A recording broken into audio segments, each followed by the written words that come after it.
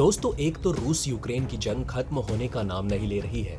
दूसरी तरफ माहौल को गर्म करने के लिए उत्तर कोरिया भी कूद पड़ा है। आपको बता दें कि सभी एक्सपर्ट ये सोच रहे थे कि अगर जल्दी से रूस यूक्रेन के बीच का युद्ध खत्म हो जाता है तो दुनिया से परमाणु युद्ध के काले बादल हट जाएंगे, लेकिन ऐसा बिल्कुल नहीं हुआ। उधर युद्ध तो चल ही रहा था, इधर उत्तर कोरिया ने माहौल को और गर्म कर दिया है और अब ऐसी परिस्थितियां बन गई है जो कि फर्स्ट और सेकंड वर्ल्ड वॉर के दौरान थी। दोस्तों, आपको बता दें कि उत्तर कोरिया में एक बार फिर बैलिस्टिक मिसाइल का परीक्षण करके दुनिया को हैरान कर दिया है। इस मिसाइल परीक्षण के बाद से पूरी दुनिया में हलचल मच चुकी है।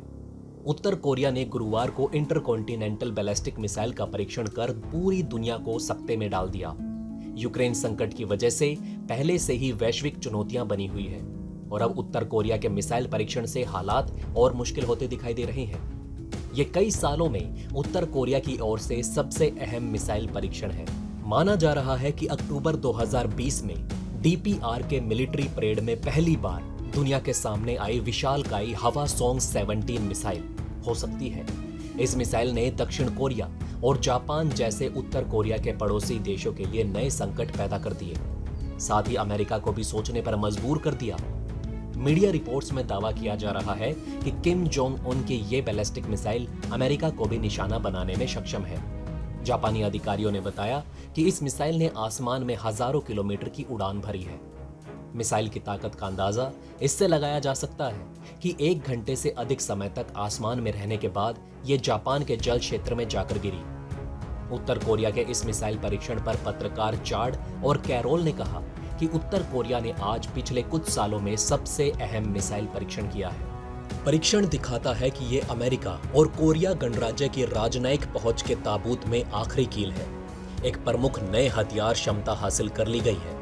ये प्रायद्वीप पर एक बड़े तनाव की शुरुआत है। उत्तर कोरिया के मामलों पर नजर रखने वाले रणनीतिक जानकारों का कहना है कि किम जोंग उन ने पहले ही संकेत दिया था कि अब वो इंटरकॉन्टिनेंटल बैलिस्टिक मिसाइलों और परमाणु हथियारों पर स्वघोषित परीक्षण प्रतिबंध नहीं मानेंगे। विश्लेषकों का कहना है कि आज का परीक्षण स्पष्ट संकेत है कि लंबी दूरी के हथियारों के परीक्षण पर उत्तर कोरिया पर लगा 5 साल का विराम अब खत्म हो चुका है। उत्तर कोरिया के नए परमाणु परीक्षण जल्द शुरू होने वाले हैं। दोस्तों, अगर ये होते हैं तो किसी के लिए भी चौंकाने वाली बात नहीं होगी। अब ये देखना अहम होगा कि क्या यथास्थिति में इस बड़े बदलाव से उत्तर कोरिया के प्रति अमेरिका अपनी नीति में क्या बदलाव करता है। प्योंगयांग को परमाणु निरस्त्रीकरण पर मजबूर करने के लिए अमेरिका के पास कुछ विकल्प हैं। इस वक्त वॉशिंगटन की चिंता यूक्रेन के हालात है। ऐसे में देखना होगा कि बाइडेन प्रशासन अब क्या फैसला लेता है। दक्षिण कोरिया के सशस्त्र बलों ने गुरुवार को उत्तर कोरिया के खिलाफ जवाबी कार्रवाई में अपनी कुछ प्रमुख मिसाइलों को शामिल करते हुए एक संयुक्त लाइव फायर अभ्यास किया। संयुक्त चीफ ऑफ स्टाफ ने यह जानकारी दी। येनहोप न्यूज एजेंसी ने जेसीएस के हवाले से कहा कि उत्तर कोरिया की ओर से समुद्र में एक इंटरकॉन्टिनेंटल बैलिस्टिक मिसाइल लॉन्च करने के घंटों बाद सेना ने पूर्वी सागर के आसपास जमीन, समुद्र और हवा से मिसाइल दागी। इस अभ्यास का उद्देश्य उत्तर कोरिया को एक स्पष्ट जवाबी संदेश भेजना था। यूक्रेन और रूस के बीच 24 फरवरी से शुरू हुआ युद्ध लगातार जारी है। दोनों देशों के बीच जंग का आज शुक्रवार को 31वां दिन है। तमाम कोशिशों के बाद भी युद्ध रोकने को लेकर रूस यूक्रेन अब तक किसी हल पर नहीं पहुंच सके। चौतरफा दबाव के बावजूद अब रूस की तरफ से परमाणु हमलों की धमकी और भी तेज हो चुकी है। बीते 24 घंटे में रूस 2 बार यूक्रेन पर परमाणु हमला करने की धमकी दे चुका है। यूक्रेन पर हमले को लेकर रूस पर पश्चिमी देश लगातार दबाव भी बना रहे हैं। यूक्रेन पर जारी रूसी हमले को लेकर गुरुवार को नाटो और अमेरिका के बीच बैठक भी होनी है। नाटो के हर एक कदम से रूस की बौखलाहट सामने आती है। यूक्रेन पर परमाणु हमले की ताजा धमकी अमेरिका में रूस के उप राजदूत दिमित्री पोलेंस्की की तरफ से आई।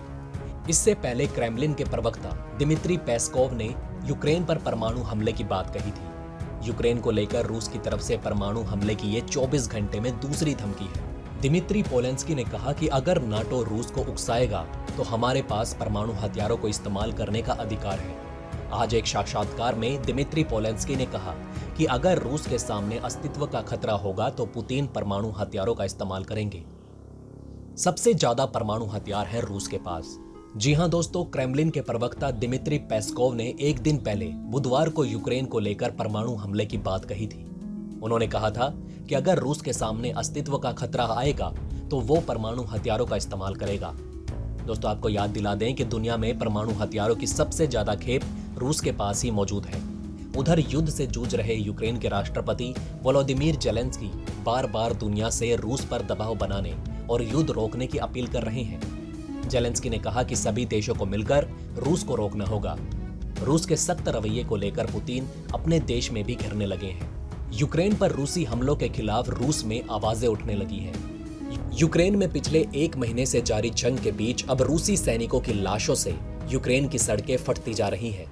नाटो देशों का अनुमान है कि यूक्रेन के साथ जंग में रूस के 7,000 से लेकर 15,000 तक सैनिक मारे गए हैं। उधर रूस ने अभी तक ये नहीं बताया कि यूक्रेन के युद्ध में उसके कितने सैनिक मारे गए। यूक्रेन में कीव से लेकर माइकोलेव इलाके तक रूसी सैनिकों की लाशें बिखरी पड़ी हैं और उन्हें उठाने वाला कोई नहीं। CNN की रिपोर्ट के मुताबिक रूसी सैनिकों की ये लाशें अब समस्या बनती जा रही है। माइकोलेव इलाके के गवर्नर विटाली किम ने शनिवार को स्थानीय लोगों से अपील की कि वो लाशों को इकट्ठा करें और उन्हें बैग में भर दें, क्योंकि तापमान लगातार कम होता जा रहा है। उन्होंने लोगों से कहा कि हम जानवर नहीं हैं, हमें ऐसा करना चाहिए। उन्होंने स्थानीय लोगों से ये अपील ऐसे समय पर की जब हजारों की तादाद में यूक्रेन के लोग रूसी सेना के हमलों से मारे गए। माइकोलेव वो इलाका है जहां 24 फरवरी को रूसी सेना ने सबसे पहले हमला बोला था। यहां रूसी सेना को यूक्रेनी सेना की जोरदार जवाबी कार्रवाई के बाद अपने टैंक आदि को छोड़कर वापस लौटना पड़ा था। इस बीच नाटो ने बुधवार को दावा किया कि यूक्रेन में पिछले 4 हफ्ते से जारी लड़ाई में रूस के 7,000 से 15,000 सैनिक मारे गए। इससे पहले रूस ने अफगानिस्तान में 10 वर्षों के करीब 15,000 सैनिक गंवाए थे। इस तरह से रूस अब अफगानिस्तान युद्ध की तरह से नुकसान उठा रहा है। यूक्रेन ने अपने सैन्य नुकसान के बारे में बहुत कम सूचना जारी की और पश्चिमी देशों ने भी कोई आकलन नहीं किया। बहरहाल 2 सप्ताह पहले यूक्रेन के राष्ट्रपति वोलोदिमीर जेलेंस्की ने कहा था कि उनके करीब 1300 सैनिक युद्ध में मारे गए। रूस ने 24 फरवरी को यूक्रेन पर अपनी सैन्य कार्रवाई शुरू की थी और इस बुधवार को लड़ाई के 4 हफ्ते पूरे हो चुके हैं। दूसरे विश्व युद्ध के बाद से यह सबसे बड़ी सैन्य कार्रवाई है। दोस्तों, अब आप हमें कमेंट सेक्शन में बताइए कि क्या ये बातें आपको पहले से पता थी। अगर नहीं तो इनमें से कौन सी बात आपको सबसे ज्यादा इंटरेस्टिंग लगी। तो दोस्तों, हमारे इस वीडियो में हमने आपको बहुत सी बातें बताने की कोशिश की। अगर आपको हमारी ये कोशिश अच्छी लगी हो तो प्लीज लाइक करें इस वीडियो को और इसी तरह की और जानकारी पाने के लिए सब्सक्राइब करें हमारे चैनल को। जितना हो सके इस वीडियो को शेयर करना ना भूलें। दोस्तों, हम अपने इस चैनल द्वारा आपको दुनिया भर की अनोखी बातें बताते रहते हैं जिन पर आपने कभी ध्यान नहीं दिया होगा, लेकिन वो आपसे बहुत कुछ कहना चाहती हैं। धन्यवाद दोस्तों, हम फिर मिलेंगे एक और इंटरेस्टिंग टॉपिक के साथ।